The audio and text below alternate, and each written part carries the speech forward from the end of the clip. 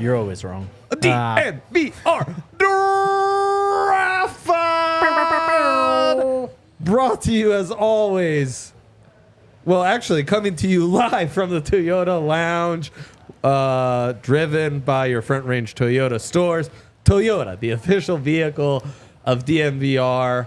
I've done better. I've done better opens than that. I'll be the first to admit. Yeah, we all have. That's so true, Jake. Thanks for your got you, brother. Your uplifting message to me. Thank you. J Mike, how are you doing today? I'm doing good, man. I'm excited to dive into all this. We're in the heart of the playoffs. Like, I feel like this is kind of our shit, you know? You get to dip our toes into everything. NFL, NBA, NHL, and obviously the real nerdy stuff, the NFL draft. Nice. Duncan Murray with an F the Chiefs in the Toyota chat. Hell yeah, Wow. Duncan. So things Let's are go. really off to a hot start. You talked to Utah coach Whittingham today, Hank. Yes, I did. Impressive. He is a very impressive man. He's stacked. Yes. He's stacked. He's He's 65, stacked. but looks so much younger. Yeah. Probably because I guess when you think of him, like you could just think of like the 2012 version of him, you know? Yeah. Like he's been there since 94, I think 91, Luther Ellis' first year, which is pretty crazy to think about.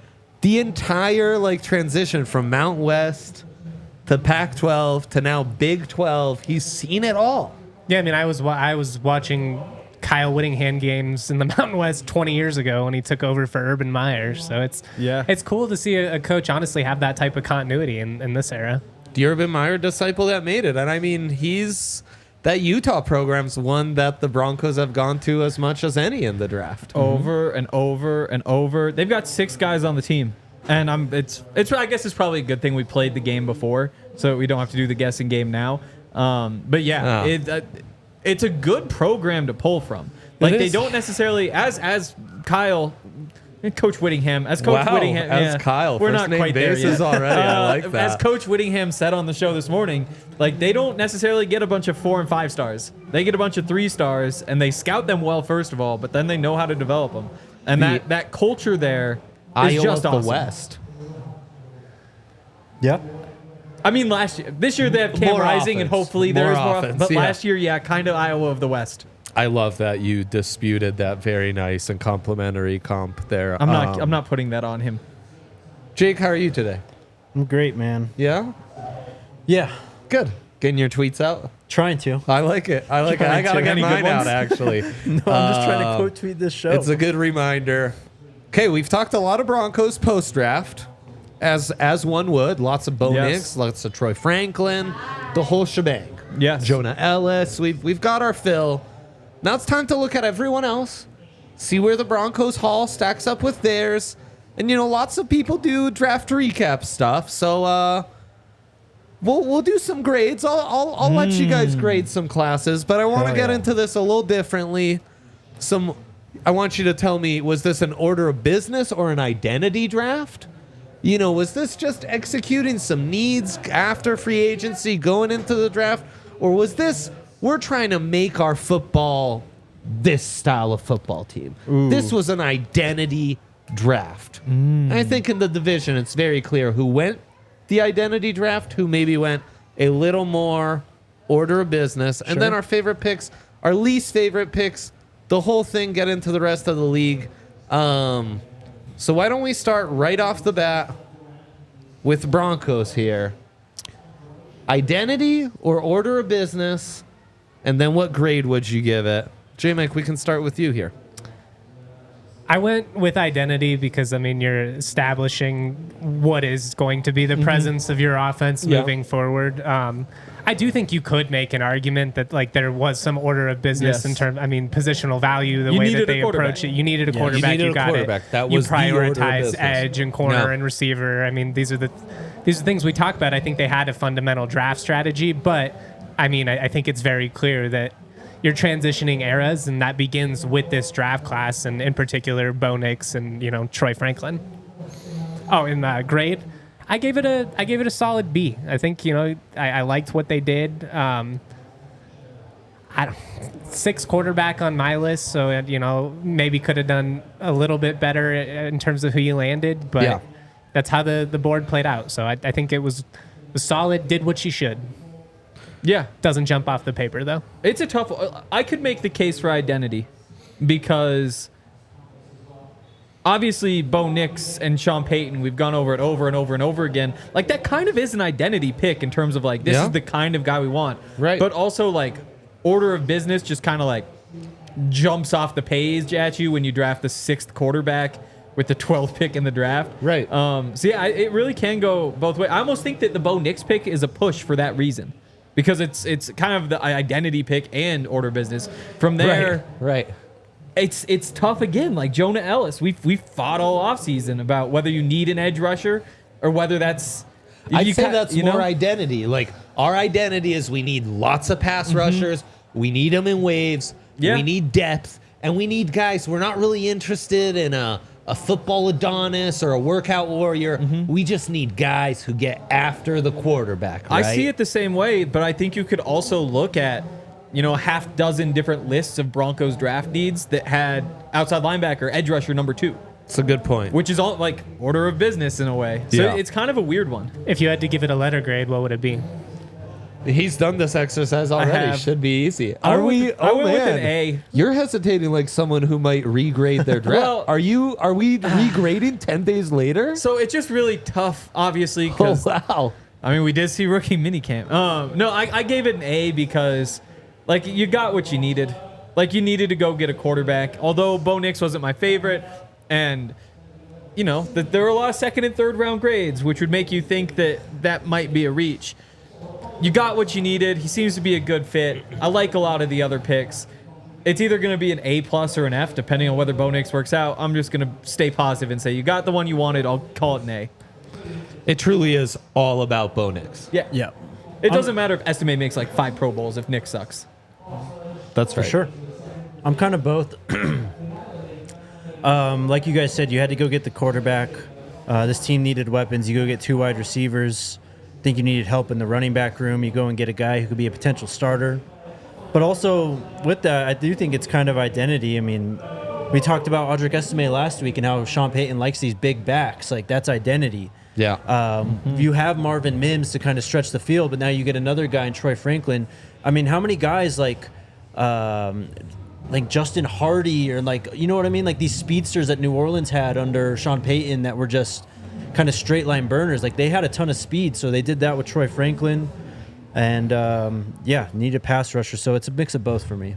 I give it a B minus. Fair. I think that's what's crazy about this draft is you see grades all over the map, right? And there's not a ton of argument one way or another. I do like doing the Broncos first, though, because they bleed into the Raiders especially. Yeah. And so, look, I think it's a B+ for me. It's very interesting how you can make a case for either identity or order of business. I think ultimately ends up being an order of business. Like, we needed a quarterback. Yep. We needed more pass rush depth. You just needed more guys, more speed, more skill position guys. So in a way, you got your order of business taken care of in more of an identity way than just straight up needs. But I still think that's more how I'd qualify it. And it's a tough draft to grade because in the top 25 picks, Bo Nix is my lowest graded pick, right?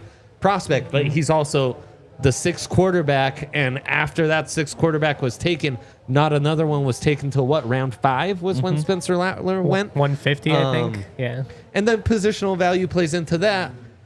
At the same time, Troy Franklin's one of the best value picks of the entire draft for me. Audric Estime is one of my favorite picks. Chris Abrams-Drain was really good value in the early 5th. And even Jonah Ellis, where he was taken, is more of a steal than he is a reach for me. So it's right in that B+ range. Obviously, Bo Nix having any sort of success in that rookie contract will raise that grade significantly. And if Bo Nix doesn't come close to being a consideration after his rookie contract, it'll be overwhelmingly a failure. Do you factor in the married relationship between Peyton and Nix? The fact that Peyton got his guy, whether we think he's fit is massive. Does that elevate the grade for you though? In terms of like, absolutely. you know, like if Absolutely. it wasn't so established that like we knew from the start, like that was Peyton's guy. He's been very clear since it. Like this was who he 100%. wanted. 100%. That falls into the identity argument, especially like you have a quarterback that can run your offense. You did not have a quarterback that could run your offense before. Yeah, no, At least in theory.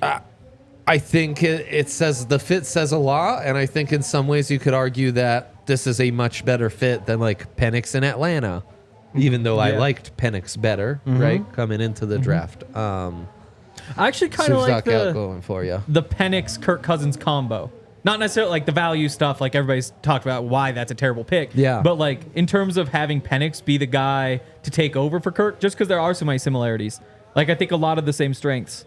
So Anytime you can spend a top 10 quarterback to have a guy sit for multiple years and play for you at 30 for the first time, you've just got to do it. Ooh, can you guys name the last first-round quarterback to not start a single game in his rookie season?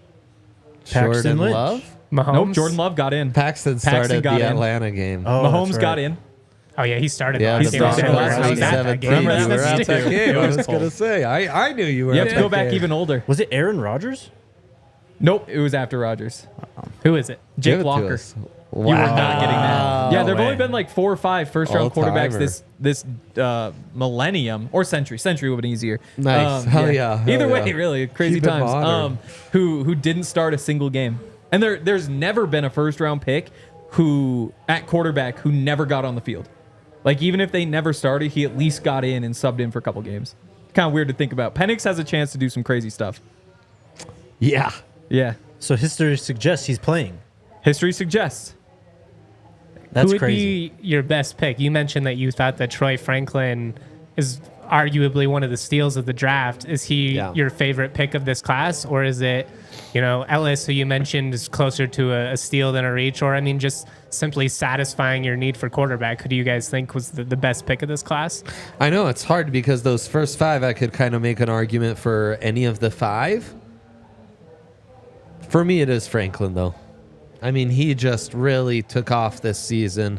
I was amazed he was still there.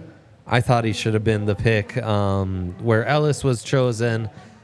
I think in a lot of ways he brings almost just as much value as Xavier Worthy, who the Chiefs traded up to get. That's where I think, like, if I was the Chiefs, I would have rather had Troy Franklin than Xavier Worthy. Yeah. The strange thing is, I mean, that's how our wide receiver episode played out. For sure. But after you see him fall, you talk yourself into like you find the flaws. Yeah, yeah. Like the 10-yard burst was not good. Like for how fast he is, his 10-yard burst was like, He had the lowest one of all the wide receivers at the combine, right? I believe it. Yeah. Which means like the next 30 yards, incredible. But there's just some of those things. Then you go back and look at the drops and the small hands. We've talked about this stuff a little bit, but I still love the pick. But when you take that different angle of why did he fall, it's not like it's a total mystery. So who is your it who is your explains favorite itself, pick for sure. then? I think it's Estime. It's I think Estime's awesome. It's Audric Estime for I me think as well. there's an alternate universe where like he doesn't run the 40 or so. For some reason, he just does not get tied to that 4.71, and he goes much earlier. Because I mean, even before the 100%. combine, people the conversation was there's these 6 running backs that could kind of go in any order, and he was a part of that group. And I don't think there were a lot of people saying like Audric Estime number 1, but there was Bucky Irving was right in there. Wound up being Jonathan Brooks, but there's just so many of those Who guys. didn't run a 40. Yeah, who didn't run a 4, interestingly. But Estime, Yeah, I mean, Estime is, he's a dog. Like, I think that there's a real chance you got starting running back in the 5th round, which people say is a very easy thing to do, but it's really not if you look at the numbers. It's just that there are examples of it happening that you can circle, and I think they got a starting back with the 5th round pick. That's a steal. So then going the other way, are there any picks that you guys would consider reaches, or who are you guys most questionable on? Jake? I mean, well, we already talked enough about Bo Nix, but True. I'd probably say, and it's a 7th round pick, but Devon Vele, I mean, for me, is just an older guy. I mean, I know he's kind of shown up in minicamp and stuff so far, but again, it's a ceiling debate. We hadn't really heard of him before the pick. Right. Like, that is kind of the one that you look at and like, And this might that be was the unfair, shocker. but he feels like the classic rookie mini camp, or if you want to talk about it in college football terms, spring ball standout. That's another Vele day, and then by the time August rolls around, he's wide not even on receiver the 5 field. on the depth chart. Yeah, Like he's got to work to make the team. Chris Abrams-Drain is an interesting one because I know you watch the LSU game and he's awesome. And I think that it's really easy to get excited about him. But to me, it's more of like a fit thing when you've got Riley Moss, you've got Damari Mathis, you've got Levi Wallace with a little insurance. I still like Chris Abrams-Drain. Again, I really like this draft. But if we're talking about least favorite picks, there's a conversation, at least for me, with that one. Because, again, it's a 176-pound cornerback. He's small. Undersized. And super fast. And I think there's a good chance he's a starter. I'm not saying I hate the pick, but if I had to pick one, I might have gone a different direction there. If we're throwing out the 7th rounders. It's the 2 7th-round guys for me. I would have gone other directions. Obviously, I like some of the undrafted free agent guys. They got way more than I do Vele or Gargulio, but you had the need, and they clearly see something in Vele, and I'm intrigued by that Vele profile as well, But And you never know what politics are involved there in terms of teams having deals in place with agents. There are literally times where they don't draft a guy knowing damn well they're going to sign with a team because their agent is telling everybody else not to draft him. So, that stuff can come into play as well that we aren't necessarily privy to. Yeah, but right. Did you give us your least favorite? Just Vele. I just think he's a bit of a reach. I think you can make an argument either way. But that's where I'd go. Yeah. Yeah, I'd agree. One other reason I like the Estime pick. After the draft, they said there were a couple running backs they were considering in the 5th round and were excited about, but then Estime was still on the board, and they're like, well, we've got to take Estime. One of those backs that they were considering was Blake Watson.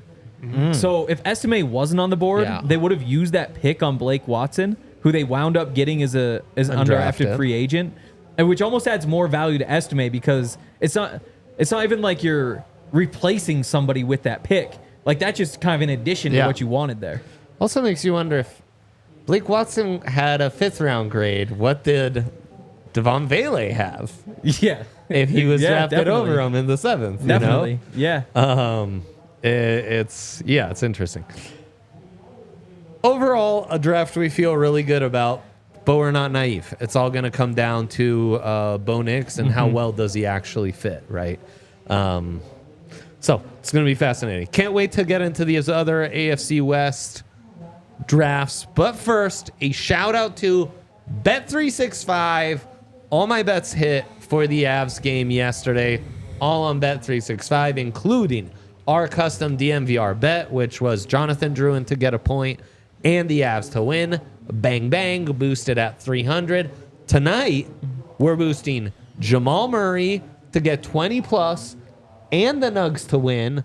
The thinking is the T-Wolves are so desperate to stop Jokic, they have to send everyone at him and force literally anyone else to beat them. And so Jamal's going to show up and cook him up. Might be a little Mike Conley, bum Achilles. Wow. Just pick on Mike Conley's bum Achilles. All at Bet365 when you use our code DNVR365. Sign up, baby. Sign up. Play with us. I need these Nuggets to win the chip. Draft props, we killed. We murdered the book. The big one being Michael Penix Jr. to go number 8 overall. Bang! 40 to Thank 1 you, odds. friend of Unreal. the show, James Palmer, for that one.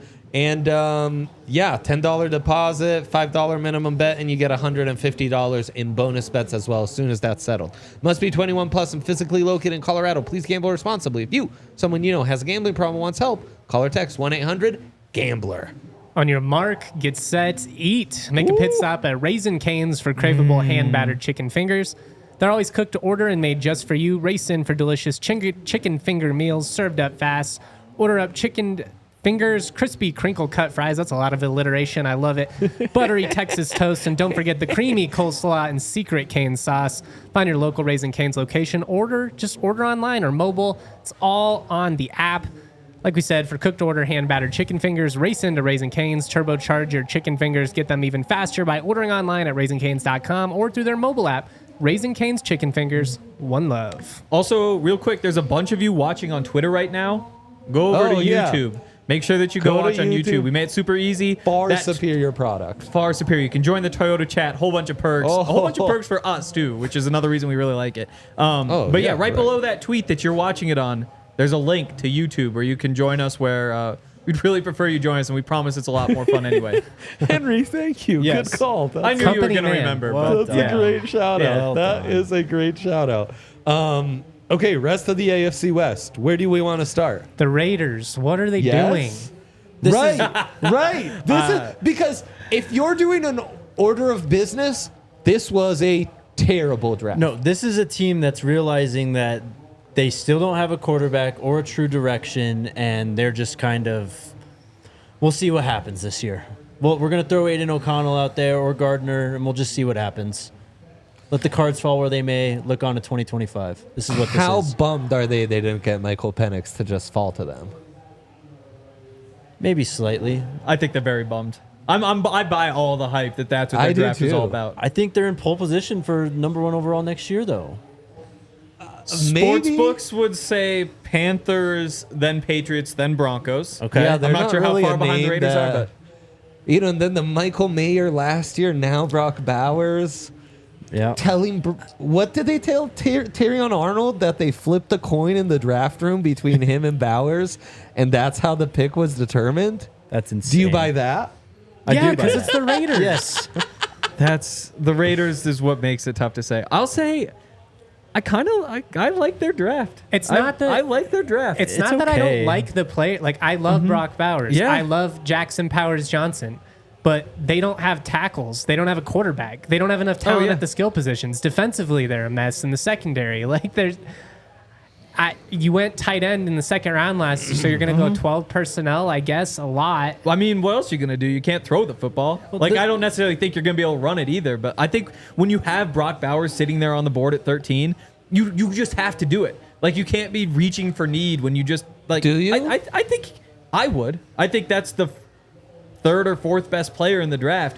That's a steal. And I think that's somebody who can change your offense.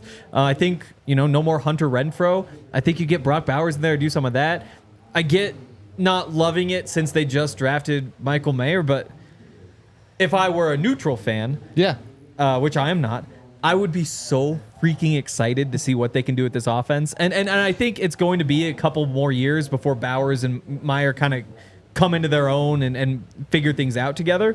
But I love offenses with 2 tight ends, and especially when you don't have an identity, at least it gives you something to build off of. Bowers on the Raiders right now is like when you drive through those neighborhoods, like if you're going downtown in Vegas away from the Strip and you see some of the really old, just like run down neighborhoods, and then for some reason there's just a Corvette parked in the driveway. It's that meme.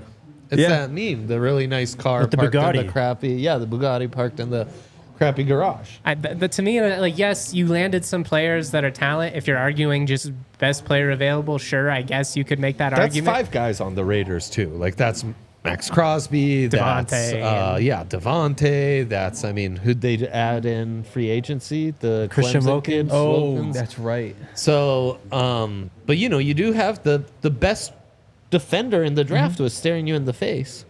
Yeah, You but could have added Byron Murphy. You could have added any edge rusher. You could have added the best corner. I think Brock Bowers is head and shoulders better than any of them. Like, the positional value, I think, makes it a conversation, but I wouldn't be able to pass up. I think the argument should be, how do we get closer to being more relevant in this division with Patrick Mahomes? And that's shoring up the infinite needs they have on the defensive side of the ball.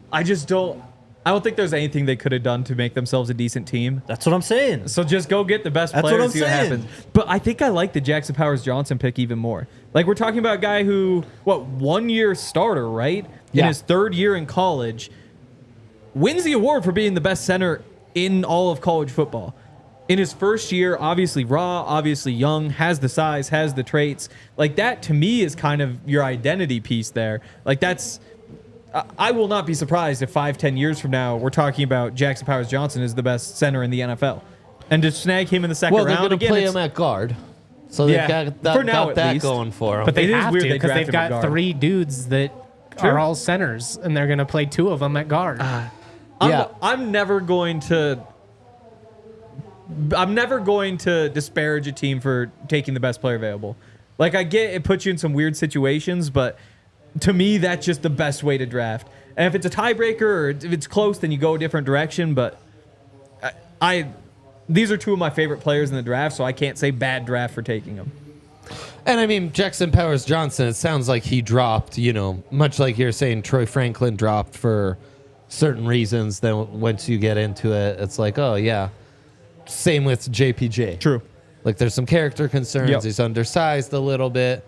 Listed 328. Yeah. I can't remember combine, but like it's length size wise. If you want to put him at guard, right? That's where you start to be a little more concerned. Like there's some mammoth right guards in the NFL. He's not gonna be that, right? And the 1 year as a starter is different. And if people want to tell me about the gimmicky offense that Bo Nix plays in, well, that would apply to the center as well. What would the letter grade be then for you guys? That's where this gets really hard, though, right? Because if you're just going off of your board, those first 2 picks are going to carry a lot of weight. This is a team that came into the draft needing desperately to find a right tackle and a number 2 corner, and they took Delmar Glaze out of Maryland in the 3rd round, who's one of the worst picks of any round. I forget what podcast I was listening to that was saying they were wondering if the Raiders were just like, if they just put in the wrong name on that pick. I mean, Delmar Glaze was taken in the 3rd round. Yeah, Dominic Puny, a Senior Bowl standout in Kansas, O-lineman who can do everything on the line, drafted after him. Javon Foster, a guy I really liked, the left tackle from Missouri, was drafted after him by the Jaguars in the 4th round. Christian Jones, really good right tackle for Texas, drafted in the 5th round. Walter Rouse, Stanford transfer, who played left tackle over Tyler Guyton, who was the right tackle at Oklahoma, got drafted after this. There were quality options at the position. Glaze is going to compete with Thayer Munford. If you guys remember Thayer Munford, failed 5-star prospect at Ohio State. The fact that those are your 2 options at right tackle is a disaster, man. That's a disaster. And their cornerback 2 option isn't much better. Some people are high on the Mississippi State kid they got who tested well. DeCamarion. DeCamarion Richardson. But you had your choice of any of these corners, even though, and again, even when we talked about it, we didn't think this was a generational class or anything, but Quinyon Mitchell's there, Terrion Arnold's there. Even if you want to wait a little bit, you could have, gotten like Cooper DeJean. I don't feel like they're any better today than they were before the draft. Yeah, I agree. The thing is, like, if Maybe they had gotten the right tackle, it would be nice. Like, they would have it solidified for the future. But the difference now is that, like, they're still going to lose a bunch of games regardless, and Gardner Minshew is going to take a beating. Which I don't think weren't that bad last year. And you added Christian Wilkins. They've got 7-8 wins in them, but I mean, they weren't going to be like Super Bowl contenders. I'm So you fading the think it's Raiders like- for the record. It feels like classic interim coach syndrome where they hate the guy that got fired so much that it creates the inevitable spark and this is so awesome. Everything's perfect now.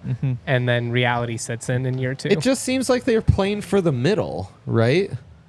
Like the best they're going to do is 8-9 wins. Like, Yeah, they're punting on the year. You have plenty of high-paid free agents, and what are those guys going to do? Where are they going? Yep. I mean, Like They from a could've- team they could've not signed construction them and still been standpoint, bad. it seems unsound. definitely, but they're coming from like a tough spot, and so again, like I think I can't remember who exactly was on the board with their second pick, but Brock Bowers was my number 1 player on the board when they made that pick by a mile. I was saying on the show, like I would have taken him over Bo Nix, even though the Broncos need a quarterback. Jack He was a Johnson, like I've cutoff said, prospect for us. We talked about that. definitely. But I think that's why for me, like when you're in that spot, that 8-9 win spot, go get the best football player you can, and that's a way to all of a sudden not be in that spot. If next year going into the season saying, hey, we now expect Brock Bowers to give us 1,000 yards every year, that changes an outlook for a team. Again, you're not going to, out of one pick in a draft, unless it's a quarterback, change the trajectory of a team. But you said he could be like big Hunter Renfrow. Hunter Renfrow had a 1,000-yard season for the Raiders a couple years ago. Yeah, what difference did that make? Like, is really a gadget tight end gonna add anything? I don't to think this? he's a gadget tight end though. I think you can play him in line. I think right away you like him in the slot, but I don't think there's a job that you could ask a tight end to do that I wouldn't be comfortable asking him to do. I think that 5 years from now he's going to be one of the 3 best tight ends in the NFL. Inline tight end, I disagree.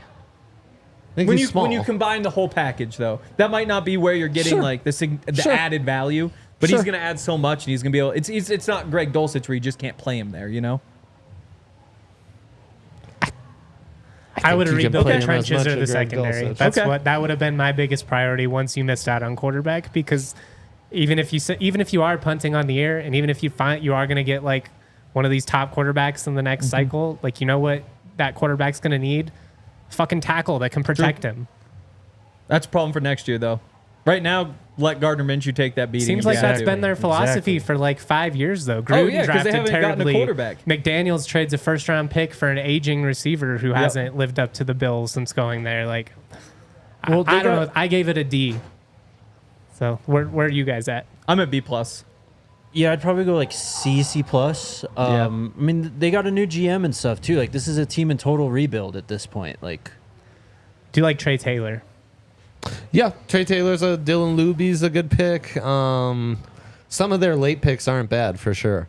It's just confusing from a team building philosophy, and it feels like a Madden draft and not like one that you would do through building an actual team. And it's what Telesco did with the Chargers too. Yeah, it's true. I mean, it's kind of crazy. Telesco still has a job, man. It is. Yeah. Like, Telesco's done this, like, we give him a nice draft grade because he got the BPA approach worked for him. Well, does it work for you if you never have a winning season? But he was really nice to Zach in the stands in Mobile. Really?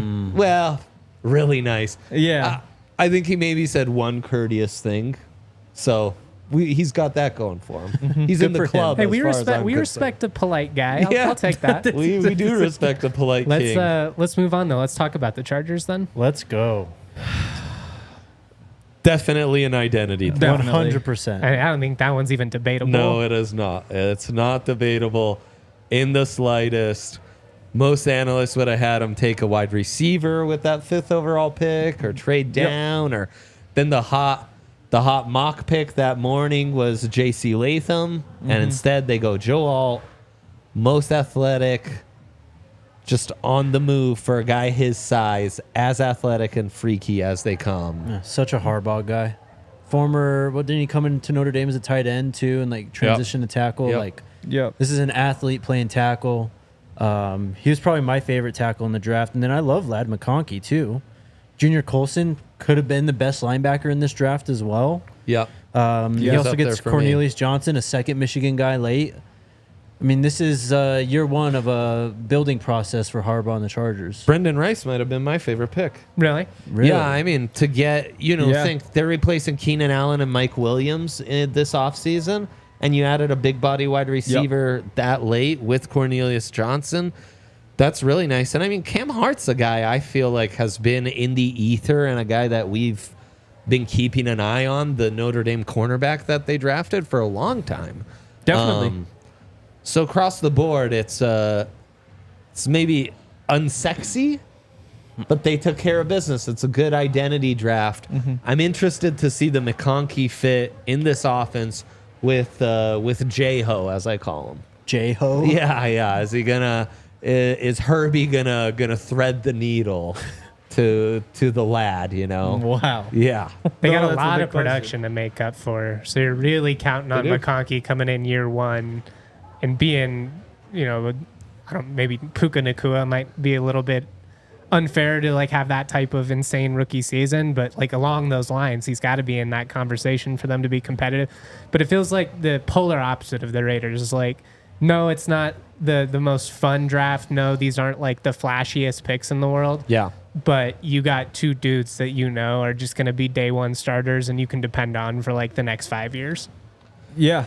I would have liked to have seen them get a running back earlier. I think if they had found a way to... Dynasty community is very high on Kamani Vidal. I mean, as they should be. I mean, what are they going to do? Give it to J.K. Dobbins for 17 weeks? Like, that's just unsustainable. He's not going to be on the field for 17 weeks. Exactly. Yeah, that's the thing. Yeah. And Yeah, if that's like spoiler alert. actually the plan, that's kind of the crazy thing. And that's like classic Chargers too. We're gonna sign this running back who hasn't been able to stay on the Totally. field for 3 years, Right. and we're the team that can't keep anybody on the field. Yeah. And so that's my big thing is like, you haven't been able to run the ball or stop the run for a half decade. And I get Legends. like you throw Joe Alton there, that'll help. You throw Junior Colson in there, that'll help. Yep. Like they're definitely building the process. Bama D lineman will help with Yeah. that. Absolutely. Yeah. I at some point you're gonna need to run the football. Like somebody needs to be the one who runs the ball, and so that's where I'm kind of lost. In the Toyota chat, Jose asking, Chargers had former first-round pick, all-rookie team, Pro Bowler, Yes. and second-team All-Pro left tackle, Rashawn Slater. Why Joe Alt? Is it really a strength to move Alt or Slater to the right? I think Slater can play right? Like he's kind of. I think Alt might make more sense, but that like kind of in that McGlinchey mold. He's so long though. Yeah. I would imagine you want him on the left. Well, they were projecting Slater as a guard coming out, weren't they? Because Yeah. of his arms? Arm length is really, I think He's been good though. I think the Yeah. big thing, Jose, is with you're really leaning into a power scheme with Harbaugh. Yes. He goes by J-Ho in my book as well. Wow, two J-Hos. Two No, J-Hos. no, Who no, would have thought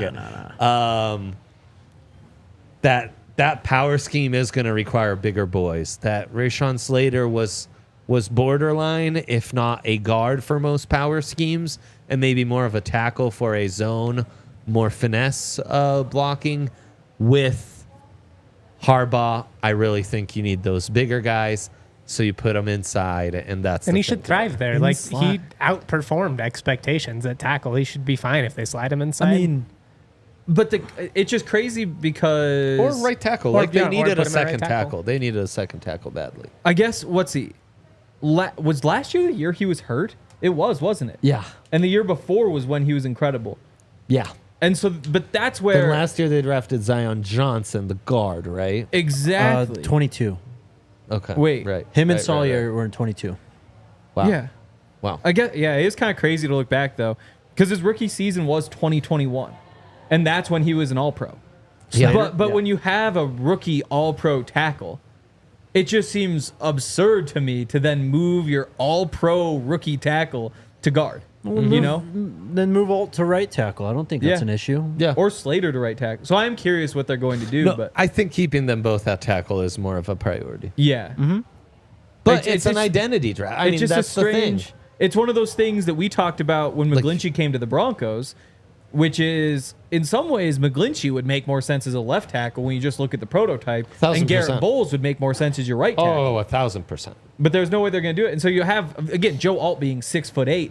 I think Yeah. the reason I didn't love him as a prospect, I still think he was the best tackle on the board, but those receivers just seemed to be, they were on a different tier to me if we're just talking about that first pick there.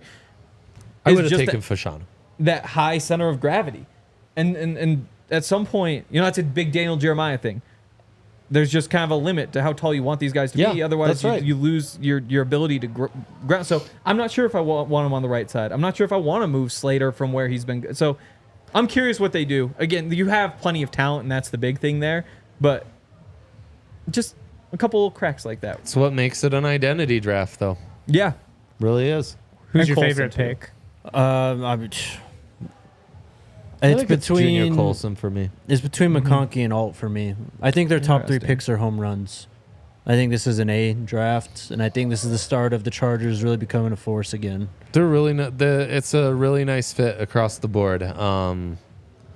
Yeah, it's an A- for me. I think There could have been a smidge like Joel was maybe taken 3-4 spots a smidge too high for me. Same with McConkey. Colson, okay, but is he a 2-down backer was a question.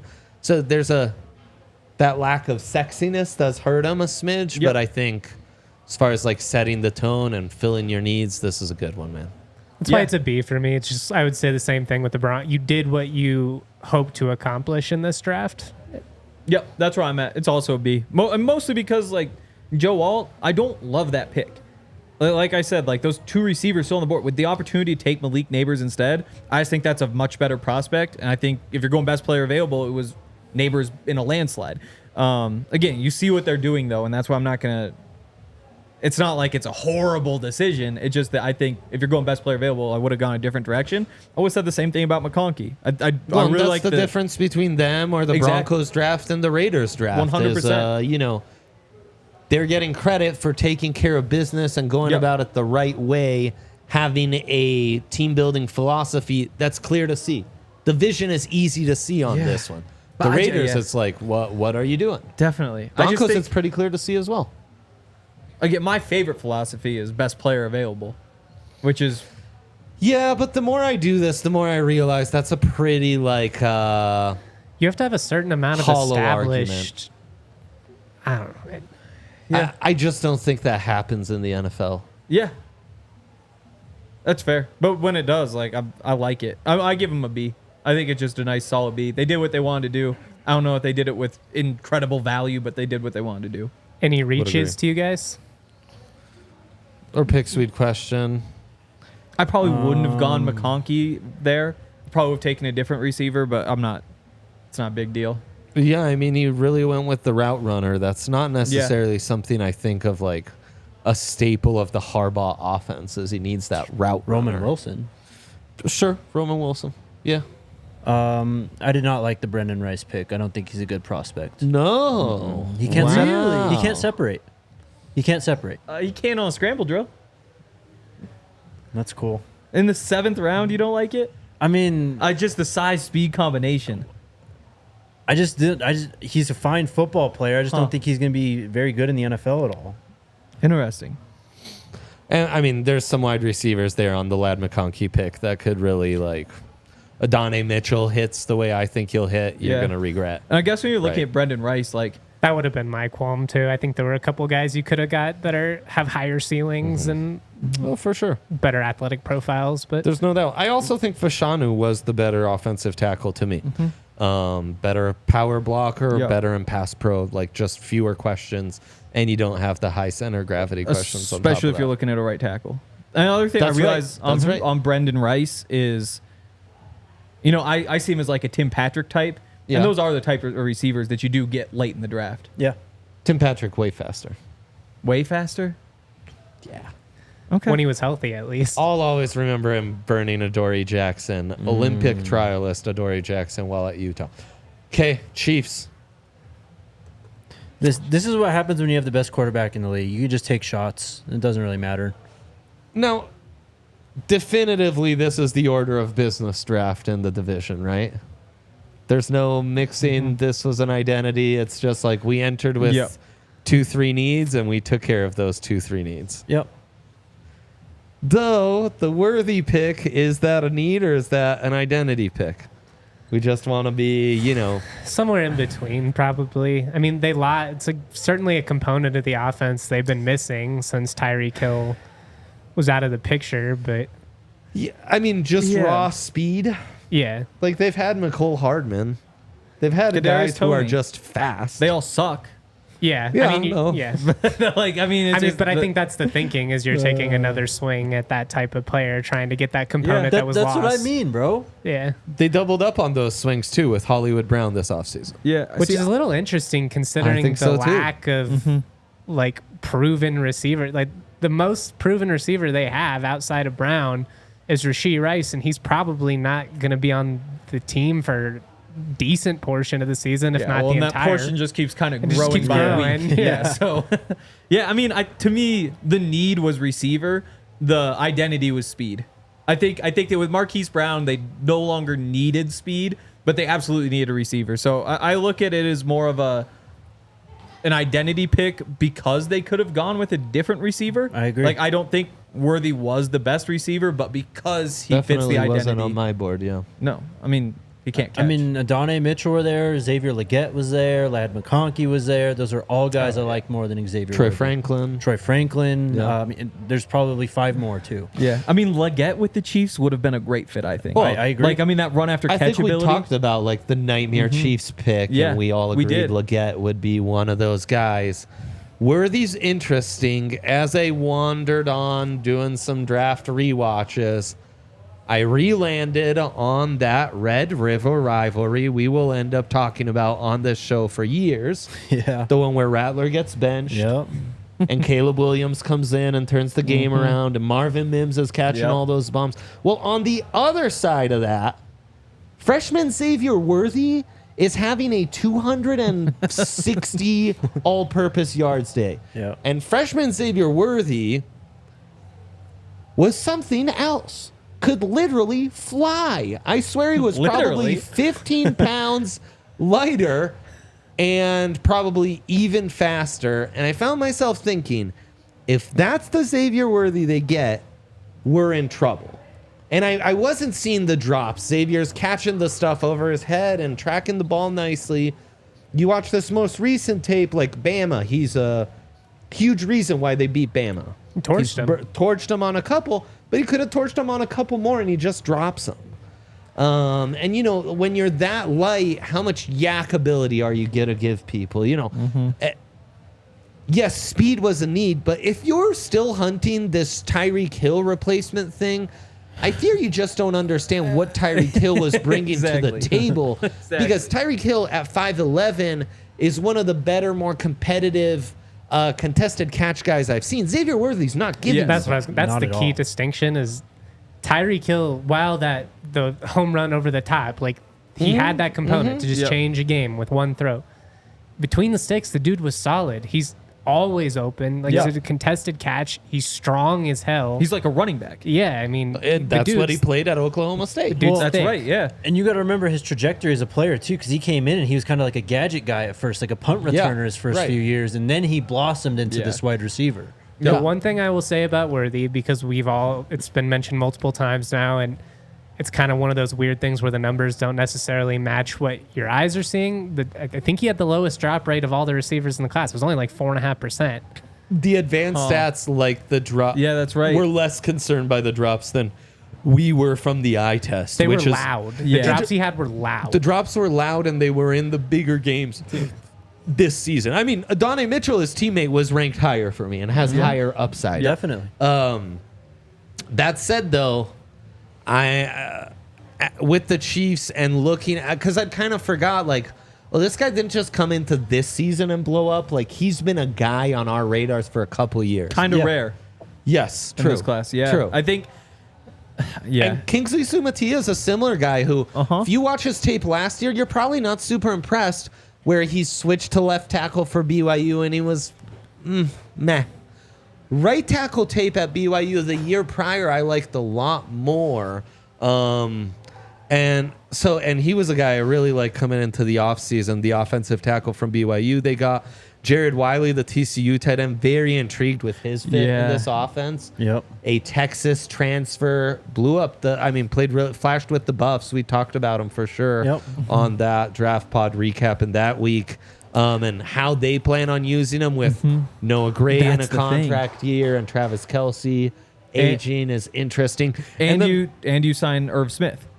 Right. Irv Smith Jr. Smith, So I Noah know. Gray, who I really like, I know. it seems like he's very productive. Like, he's not a 1-1 Travis Kelce Yeah, replacement, yeah. but if he's your starter afterward, I think you've got a pretty good tight end there.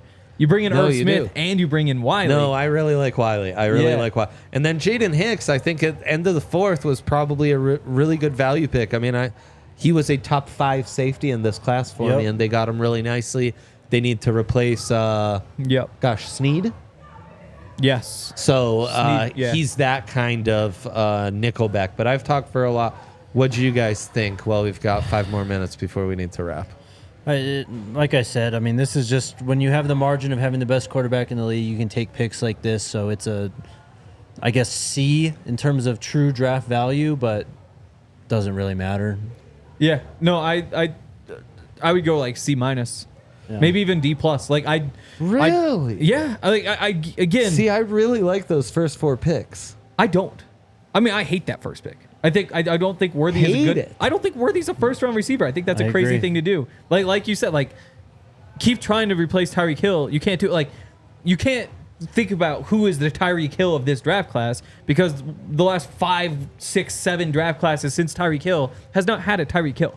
Like draft classes generally don't have that. You were lucky to have him. History of the NFL. I can't remember tons of Tyreek Hills. Yeah. Like you think like Deshaun Jackson's like, no, he's not big enough. He can't strong. He's not the run after catch guy. Would have been the closest comp? He's not fast enough. Like everybody. He's not as fast, and but that's he's the stylistically.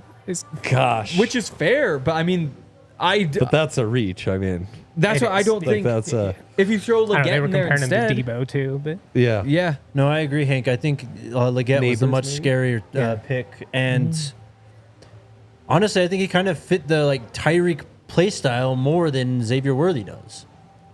He's fast. Give him the ball, he's fast as hell too.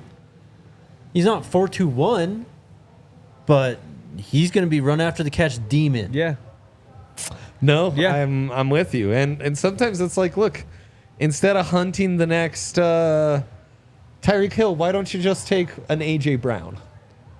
They're falling into the trap that everyone's fallen into with quarterbacks where they're looking for the next Mahomes. They keep on trying to look for the next Tyreek Hill. Yeah, that's why I think like this guy. He's good. Exactly. That's why I think it's a D plus. I think the case for it to that's the case for it to not be is you're the Chiefs. For you, man. The case is you're the Chiefs and you say this is Tyreek Hill and this is Travis Kelce. Like like you're just giving them so much credit for saying like, well, I mean, if you're drafting him, then it's got like these are bad picks. I'm just so torn because Sumatia at some point you would think that the lack of talent at the receiver position is going to negatively impact this team seriously enough that it should, at least in theory, make it harder for them. And they had those struggles. You could see it. So I think you could argue that it's dumb to just assume that Mahomes is going to be able to pull the rabbit out of his hat every year, but also he keeps fucking doing it. And I mean, Brady had 1 year with Moss and a bunch of years with Edelman, and they won how many Super Bowls? So maybe it doesn't matter if you have the rest in place. I'm not crazy about Worthy. Yeah, that's what it comes making a good point that like offensively the Chiefs haven't drafted well. Caveat of I think they've actually built a really good young offensive line. Yeah. But yeah, the skill positions have I mean, Pacheco bailed them out at running back. If not the Clyde Edwards-Helaire pick, you go back and you're like, that was terrible. Still is. And I mean, they've tried all sorts of ways with the wide receivers. Are they not getting too cute? Except for just going and getting a good receiver. Like exactly that. It's exactly they're getting too cute. Like Kadarius Toney was the move. That's it's like, oh, we got to fix the receivers. Well, he was like a street free agent, right? He was like a 5th round pick or something they gave him, right? Yeah, that makes sense. Yeah, it was something like that. But going into last season, I thought that was a great pick. Going into last season, it was like he was wide receiver 2. Pretty much. Like it's not a huge investment. Yeah, no, you're right. But Nicole Hardman hasn't worked out. Yeah, and so sure, go get Hollywood Brown. He had the one good year a few years ago, but that's I think that's a terrible pickup. Yeah, it's a 1 year, $10 million deal or something like that. So it's no big deal. But eventually, you need to solve the receiver problem by getting a good receiver and not saying we can fix him. Do you though? Because they just won the whole damn thing. I mean, that's the thing. Year. I think that's more the rest of the league needs to like step it up and not. On an off year, not let them have a window. That is the worst team they've had, and they still won the Super Bowl. Yeah. Like there is a point where it's just like, I mean, you can make all their defense, as Jose's saying in the Toyota chat. I mean, the way they've rebuilt that, I think has gone a long way. Well, let me ask you guys this real quick before we get out of here. Would you argue that what the Chiefs did was cuter, getting they're getting too cute, more so than Buffalo, who trades back? They trade out of the first round. They end up getting Keon Coleman, obviously, with that first pick in the second round. Would you have just taken one of those receivers as is? Also, it allows Kansas City to come up and get a speedster. We don't love that pick, but if that does pan out for Kansas City, a couple years from now, if you're a Buffalo fan, I think you could be looking back like, so not only did we trade back and take a receiver later, we allowed one of our biggest competitors and rivals to add the component to their offense that they were seeking.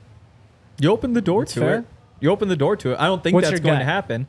My gut is they made this mistake and they just got another Kadarius So you Toney. like what Buffalo did better? I like it better. I think I would have taken Keon Coleman over Worthy. Keon Coleman playing the X spot too, so he'll have a better opportunity to Definitely. contribute. But I'm not a huge fan of the Keon Coleman pick in a vacuum either. No, So like, honestly, it's the wide receivers pick between those two and the Xavier Leggett, Yeah. who's intriguing. Or That's the Donnie one that Mitchell And that was, went that was later. what's That's the so one you odd regret. about these decisions. It's like you have these probably the two best quarterbacks in the AFC. You have an opportunity who we think to go get just sit and start and good Lord, plug and play receivers, yeah. and you're gambling. I don't love That's fair. either approach. Yeah. That's a good point. Yeah. It's tough when you're at the top, but you have to make cuts and try to figure out how to replace those Well, guys. I'd sure love to be in that spot. Hey, it's much a better hard than where the knock Broncos life. are. I remember those days. The Yeah. order of business drafts. And that's where it's nice when Those like, never seem to go well, by the way. True. But The also- order of business drafts, not really. That's why best player available is the way to go about True. it. Identity draft For KC? for anyone. Oh, yeah. Well, there's situations. you definitely need to know what you're looking for. Exactly, yes. Like you don't go get some like nickel corner who isn't quite fast enough to play man if you're going to play a bunch of man defense, Like you do need to like know what you're all about when you go get these guys. But I also think if there's a guy you think is going to be a Pro Bowler, you go get the Pro Bowler. This is why the Ravens have been so good for so long Yeah. across multiple like different quarterbacks, different styles of play. They just take the players that fall to them that are like best available, and they just roll with them. True.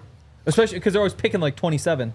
And I Like, think Matabuki. they're Yeah. fitting into an identity too. They know what positions to load up on, what And that's a team that hasn't addressed wide receiver much. and also And they've been just fine. definitely. Look at the I Chiefs mean, keep hunting that. Well, yeah.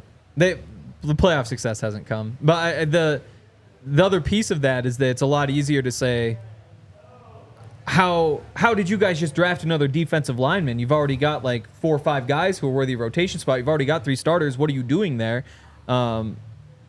It's different having that conversation versus the Raiders. Where at the Raiders, you're saying, how could you draft another tight end? You actually have other needs. With the Ravens, you just say, well, we have starters at every position. We got guys we love at every position. Yeah. So you can afford to be best player available. It's a lot easier sell than if you're a team that just has holes all over the roster.